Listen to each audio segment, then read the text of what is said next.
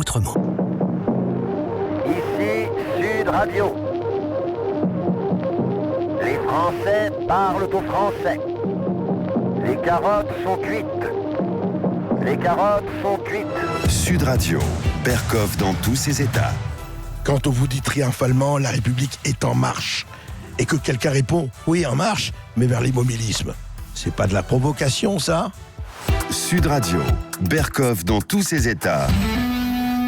Le face-à-face. Une provocation littéraire signée par votre invité, André Berkoff. Vous accueillez tout de suite Agnès Verdier-Molinier, directrice de la Fondation IFRAP et auteure du livre, justement, En marche vers l'immobilisme, publié chez Albin Michel. Alors Agnès Verdier-Molinier, je suis toujours, et je ne suis pas le seul, content de vous accueillir, parce que vous arrivez avec des faits, des chiffres, des observations, des analyses. Ce n'est jamais un pamphlet que vous écrivez, vous en avez écrit plusieurs, mais c'est toujours des essais basés sur des enquêtes avec l'IFRAP, évidemment, la fondation que vous dirigez, un think tank indépendant, etc. Mais moi, Agnès, j'ai envie de vous poser une question, parce que on vous suit depuis des années, et toujours avec plaisir, et vous dites toujours un certain nombre de choses, effectivement, sur la dépense publique, sur les fonctionnaires, sur le gaspillage des États, et de l'État, d'ailleurs, parlons d'une autre. Et on a l'impression, Agnès, que quelque part, vous ne poussez pas quelquefois un soupir mélancolique en disant « mais personne ne m'écoute ». À gauche comme à droite, rien ne change, la dépense publique est toujours la même, le nombre des fonctionnaires augmente, tout va bien. Agnès Verdier-Molinier prêche dans le désert, elle prêche bien, mais elle prêche dans le désert.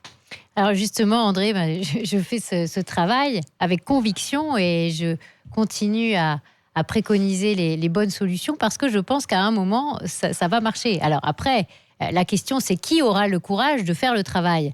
On nous avait dit, et il y a beaucoup de gouvernements qui nous ont dit il faut baisser la dépense publique, il faut baisser le poids de la fiscalité. À chaque fois, quand on regarde véritablement ce qui s'est passé, eh bien, la dépense publique n'a pas vraiment baissé et le poids de la fiscalité n'a pas vraiment baissé. Il a plutôt eu tendance à augmenter. Et ce qu'on est en train de vivre en ce moment, c'est aussi un nouveau quinquennat où on nous a annoncé transformer le modèle, faire les choses différemment, pas comme les autres politiques, de manière beaucoup plus profonde, plus intelligente, plus réfléchie. Et dans ce livre, je dis attention, il y a un risque qu'on fasse pas mieux qu'avec soit la droite, soit la gauche, parce que finalement, la transformation du modèle, c'est difficile. Il faut aller au fond des choses. Il faut se poser la question du rôle de l'État, du rôle des collectivités locales, du rôle de la sécurité sociale. Et Absolument. ça, pour l'instant, on l'a pas fait. Donc, pourquoi... Non mais Agnès, alors justement, la question a d'être posée. Vous avez le recul, et vous avez raison quand vous dites « mais moi je me bats, moi mon rôle est de me battre pour dire voilà ce qu'il faut faire. Après, je ne suis pas président de la République, ni Premier ministre, voilà ce qu'il faut faire. » Le problème, c'est la question que je vais vous poser, parce que vous avez quand même des idées là-dessus.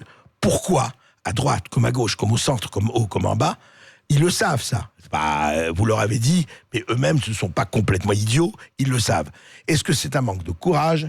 Est-ce que c'est un électoralisme ? Est-ce que c'est une solution de facilité ? Qu'est-ce qui fait que, au fond, et vous avez dit vous-même, ça n'a pas bougé, ni sur le plan des fonctionnaires, ni sur le plan des dépenses, ni sur le plan des augmentations d'impôts, etc., etc. Qu'est-ce qui fait que ça ne bouge pas depuis, on peut dire, 40 ans ? C'est ce que je dis dans le livre, ce sont les forces de l'immobilisme. Les forces de l'immobilisme, elles sont notamment à Bercy avec des économistes qui conseillent le gouvernement et qui lui disent, quel que soit le gouvernement au pouvoir, attention, ne baissez pas trop la dépense publique parce qu'il y a un caractère récessif. Alors qu'est-ce que c'est un caractère récessif ? C'est on a peur de casser la croissance si jamais on baisse la dépense, alors que tous les pays autour ont baissé la dépense, qu'on a 10 points d'écart avec les autres pays. Vous faites le tour d'Europe. 10 points d'écart, je publie les cartes de l'Europe par rapport à la France sur tous les sujets, sur le déficit, sur la dette, sur la dépense, sur la fiscalité, sur le commerce extérieur. Et à chaque fois, on voit qu'on est parmi les pays les plus mal placés, voire les pires. On est le pays qui dépense le plus, on est le pays qui taxe le plus. Mais quand vous écoutez à Bercy ce qui se dit, en réalité, oh là là, attention, ne baissez pas trop vite la dépense, etc. Leur seule solution, c'est quoi ? C'est ce que j'explique aussi dans le livre, et qu'on est en train de vivre ça à 100%. C'est le jeu de bonneteau, c'est-à-dire, je vais soi-disant baisser la fiscalité, mais en fait, je vais l'augmenter par ailleurs pour pouvoir me récupérer finalement la recette d'une manière ou d'une autre. Taxe d'habitation, CSG, ceci, cela, quoi, tout.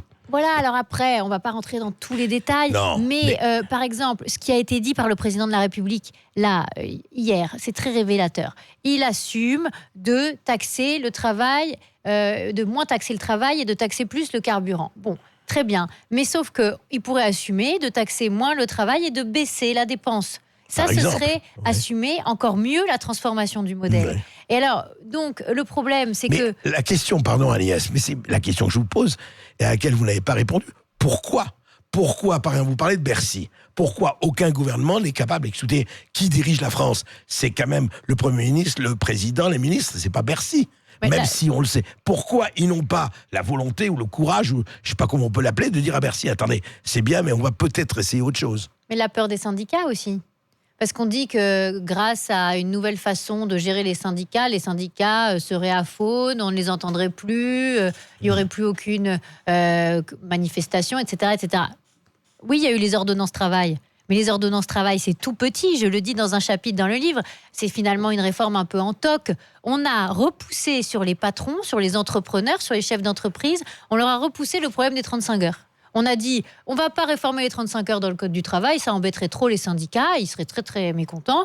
Donc on va dire que toutes les entreprises, si elles peuvent négocier avec leurs salariés de payer un peu moins cher les heures supplémentaires, elles ont qu'à le négocier au niveau de la boîte. Ouais, voilà. au coup par donc coup. on refile la patate chaude et après on dit, c'est très bien, on a réussi à faire une grande réforme. C'est pas une grande réforme. Alors après, on va encore l'évaluer. Nous, on a fait une première évaluation. On a montré que ça créerait très peu d'emplois. Si on flexibilise le marché du travail, c'est aussi pour créer des emplois. C'est pas juste pour se dire... pour faire de la précarité, bien sûr. Mais non, c'est pour créer des emplois. C'est ça la bataille qu'on a à mener. Et d'ailleurs, le gouvernement veut être à 7% ou 6% de chômage en 2022. Et pour l'instant, on n'en prend pas le chemin. On est à presque 10% là donc encore. Pour répondre à votre question, qu'est-ce qui bloque?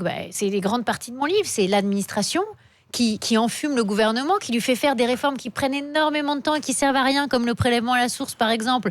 Qui finalement enferme le gouvernement dans une situation où ils vont passer une énorme énergie dans une mesure qui va pas vraiment faire baisser le coût de collecte de l'impôt, qui va se répercuter sur les épaules des entreprises et qui va coûter cher aux entreprises, qui va créer des dissensions entre les employeurs ou les gestionnaires des ressources humaines et les salariés. Enfin, il y a que du mauvais dans tout ça.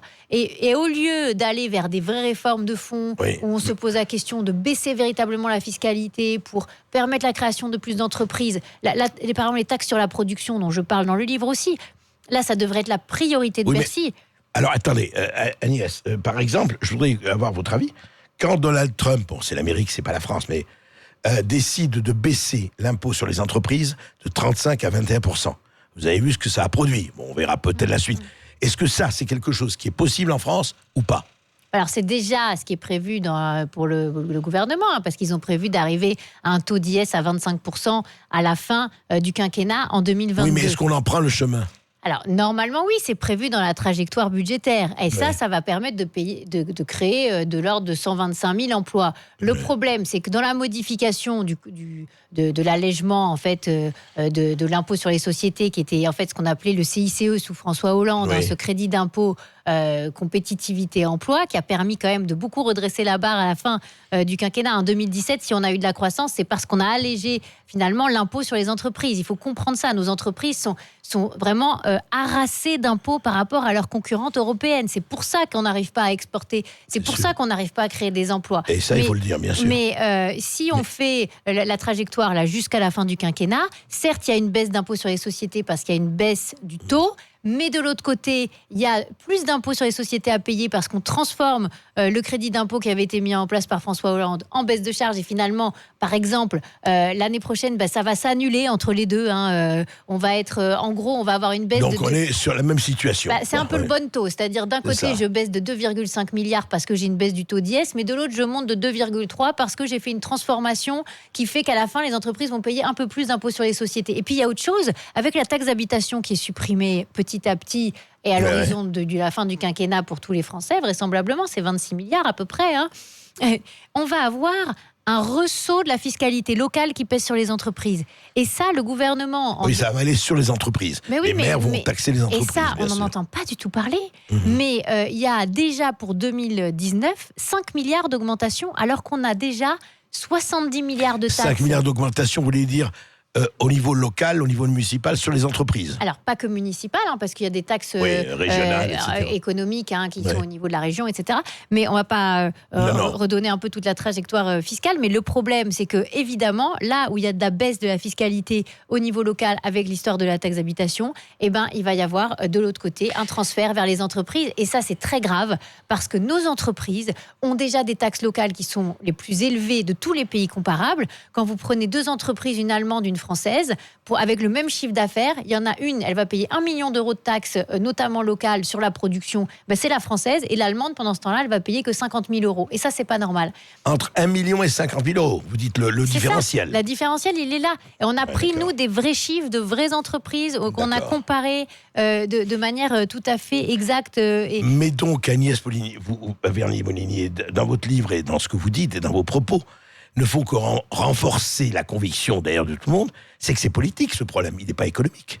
Il est politique. C'est politique parce qu'à un moment, il faut baisser la dépense, ça veut dire réorganiser tout le modèle. C'est là que les Français ont écouté Macron et ont entendu que le futur président disait qu'il voulait transformer en profondeur, qu'il voulait nous rendre compétitifs, etc. Oui, sauf que pour le moment, on ne le voit pas. Vous allez me dire, ça fait 1 an et demi, on a le temps. Enfin, pour on le moment, le voit pas parce que quand il nous dit je vais faire une grande réforme des retraites et que tout le monde attend avec une équité publique-privée, parce que là, en 2019, les Français qui travaillent dans le secteur privé, qui vont partir avant 63 ans, ils auront un malus, alors que dans le secteur public, il n'y aura pas de malus. Donc on va faire des économies du côté des retraités du privé, on n'en fera pas du côté des retraités du public, par exemple. Et puis on a un système de retraite avec des 42 caisses différentes, etc., qui est très complexe, qui est très cher.